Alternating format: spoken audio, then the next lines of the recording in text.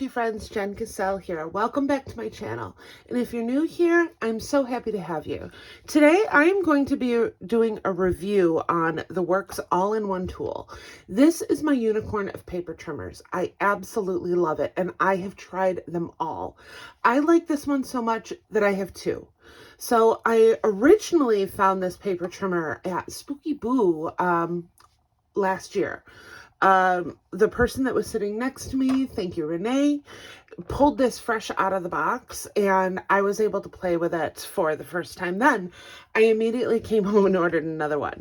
Well, fast forward to last month, American Crafts We Are Makers asked me to become an affiliate and offered to let me try some of their products. I immediately picked up a second one of these. I have a couple different workspaces in my craft room, so I really wanted a second one because that's how much I like this trimmer. It does replace a lot of the tools that are already in your craft room. I have the We Are Makers envelope punch board, those sorts of things. I haven't pulled them out since I grabbed this product. I absolutely love it. So with this, you get the trimmer, you get a scoring board, you get an envelope maker, a tab maker. You can do tags with it. You also have a Pom Pom Maker, a tassel maker, a bow maker. It's a stamp tool, and you can do banners with it. So you can do a lot with this. I'm not saying you're going to toss them all away. I still love my Pom Pom Makers from We Are Makers. So good.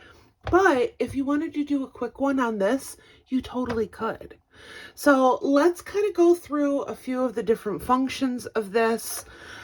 Starting off with the trimmer itself. So starting off, this is just standard basil cardstock. With the trimmer, you want to make sure this portion is flat and line it up, cuts like butter, okay? Now let's try it with 110-pound cardstock.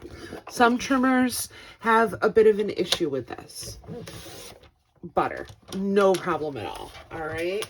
And I know this is folded down flat right now. You actually can do that. And now you've got a full 14-inch trimmer here, which another thing that I really, really like. Moving along, we have the scoring board aspect. So what you're going to want to do is open up this right here, and then this pops out. It's got an edge on this side. You just want to make sure that that edge is lining up where your trimmer goes. You want to make sure that this, your blade, is at the bottom. That way it doesn't interfere with anything. Quick side note, if you want to change the blade, what you want to do is just bring it up like this, and it'll pop right off, all right? There is a bit of a mechanism at the top, so it's not going to fall off on you. I do travel with this one. In fact, I just brought it to Spooky Boo this year, okay? So, for scoring,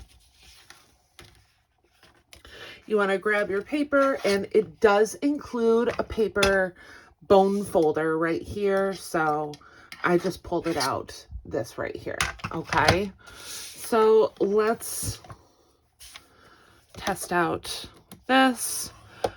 Good score lines, no problem at all, okay? And those are your score lines when you're done with it. Really, really good, clear, crisp lines. Now let's talk about these at the top here. So you have your corner rounder and envelope punch. So this side here is your corner rounder. And let me just grab my paper, just tuck that in, and boom, you get a perfect little corner here. Now this one is your envelope punch. So you've got your guide right here, all right? And then line your guide up.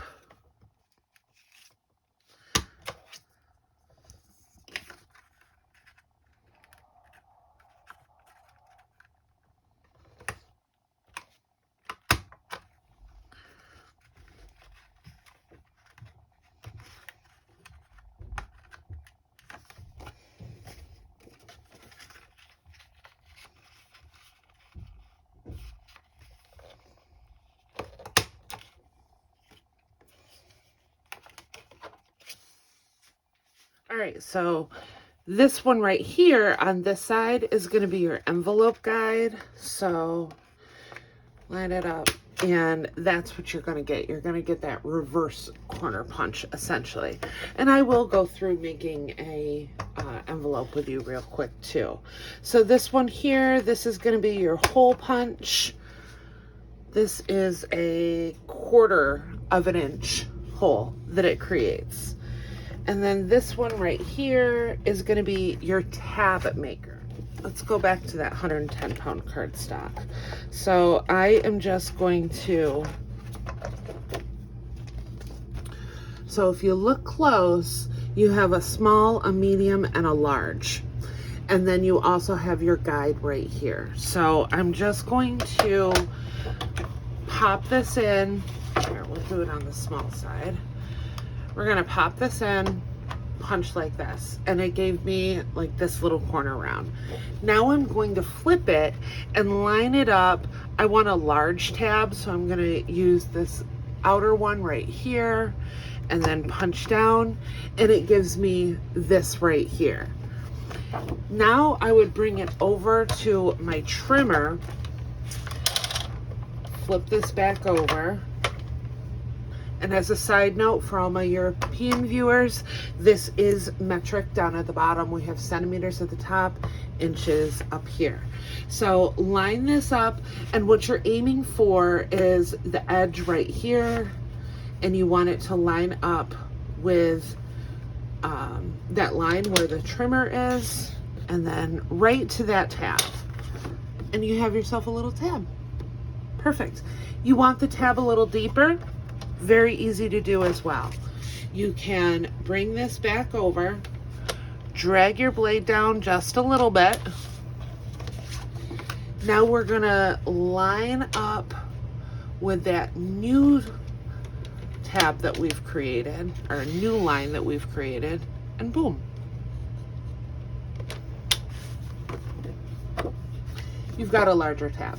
Really, really easy to do. Now, if you flip it over, this is where all of your little extra devices are. So we've got a couple of magnets back here. This is great for the stamp platform. I'll show that to you in a moment. We also have this right here. It pulls out. It's not going anywhere. It is magnetized, and you have to slide it through this right here, so it's really not going to go anywhere. Now, if I'm using the envelope here, there's a little arrow, and then look at the top right here, we've got envelope and banner. All right, so let's line this up where it says envelope, and it's got these little teeth, so it goes right in there. It's not going anywhere on you. All right, so we've got the envelope chart right here. We can do everything for a 3x3 card up to a 7x7 card, and it's got all of the measurements for that. And if you go over, it does have your instructions on this side as well. So very, very handy. So let's line those arrows back up for the envelope, and let's just do a 3x3 card. So I want my paper size to be 5x5, and my alignment is 2.5. So real quick, I'm going to take this off so I can use my trimmer and cut a 5x5 envelope for you, or 5x5 piece of paper. So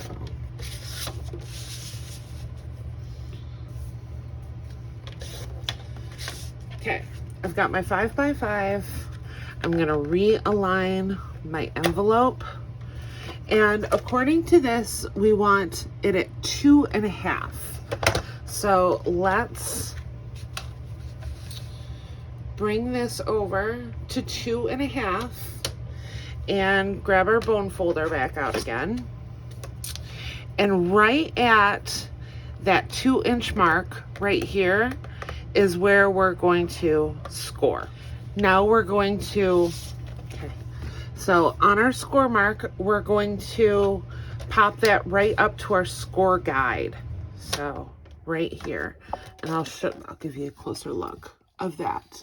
So I'm popping it right next to that score guide. And once again, I'm hitting right at that 2. Okay.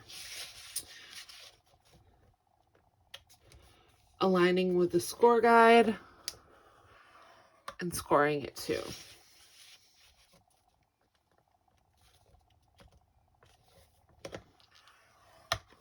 Okay. So this should look familiar if you have one of your envelope punch boards. So I'm going to come right here and I'm going to align my score line. Here, I'll bring this up a little for you.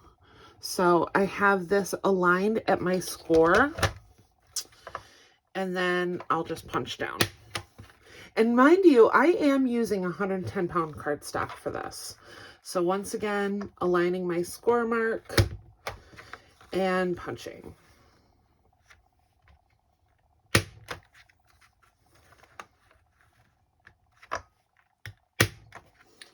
And then you would just fold up your sides as normal.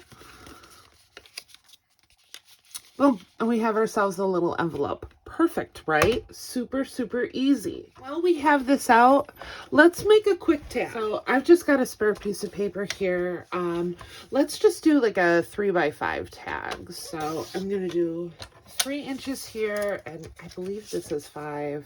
Yep, it's 5, so perfect. All right, I'm gonna come back over here. I'm gonna lock my guy in. And then once again, we have all of these little measurements at the bottom. So I'm just going to line up to the 3-inch mark because we're doing a 3-inch tab and punch down, right? Okay. Now let's come back over here with our tag. So once again, I am lining those arrows up. So when I place my tag down on here, you're just going to decide how big of a cut you want, like what angle you want it to be at. For this one, I'm just going to line it up to 2 inches. So go ahead and make your trim. Right, so I'm going to flip it over, and then lining it up, we want the top to align at the 2-inch mark again. So once again, you're not going by this one right here, you're going by this one right here. So flip it over once everything is aligned, and you've got yourself a perfect tag. Really, really easy to do. All right, so let's make a quick banner. So we're gonna go over to our banner charts. I want my banner to be, let's just do the 3-inch banner here. So I need a 3x3 piece of paper. And then notice that you've got a little bit of a curve on this side. So we're going to be angling this out a little bit. It's okay because we've got our magnets and this is magnetized in this area. So we're just going to line up where it says banner, line those arrows up, really easy. And so first I'm going to cut a 3x3 piece of paper. All right, so I'm gonna line it up to 1 3/8 of an inch. And boom, you have yourself a little banner piece. Super, super cute.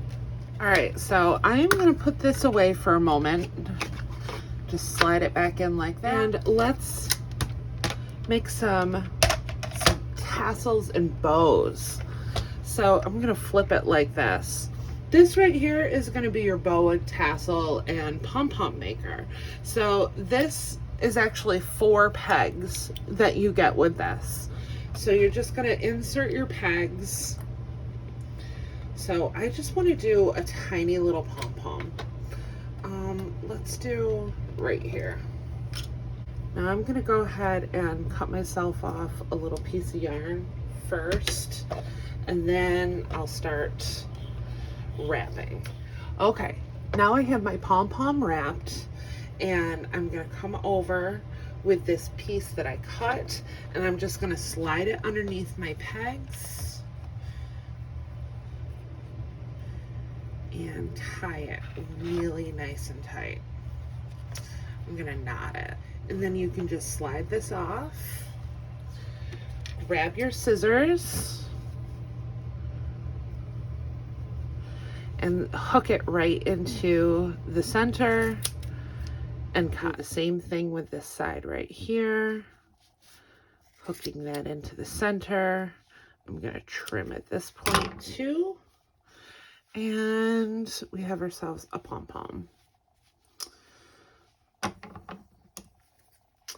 I am going to trim it and I will be right back. Okay, so I gave her a little haircut. Super, super cute. Love, love, love. Now, if you were doing a tassel, you would just do the exact same thing. So once again, I am going to cut a little piece of string and set it aside. Now for these, I'm going to move these pegs out a little bit because I want a slightly bigger tassel, but I'm also going to come in with a second or a third. So this extra one right here, this is just going to act like a guide when I go to make the top of the tassel. I'll show you what I'm talking about.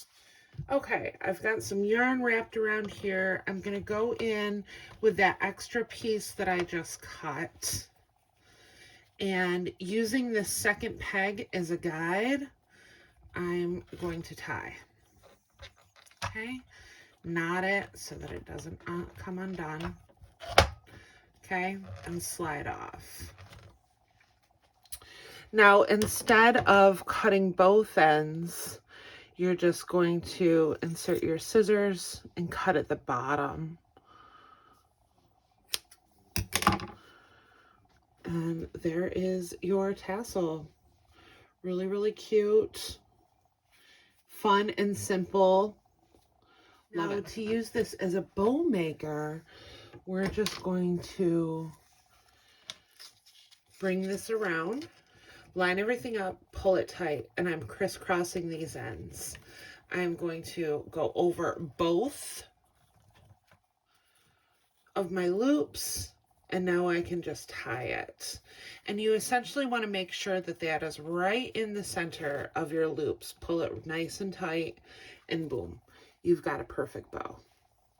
Really, really easy. So let's talk about the stamping platform.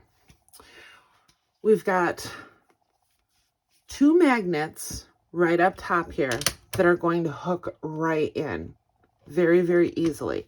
Now you've got these feet, and these feet are spring loaded. So really, really simple concept. You're putting that down and then stamping.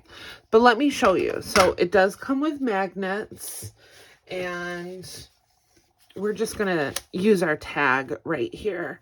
So you could just do this and this. It's not going to go anywhere. Apply your stamp like this and then press down as usual. But let me show you what I do with this. So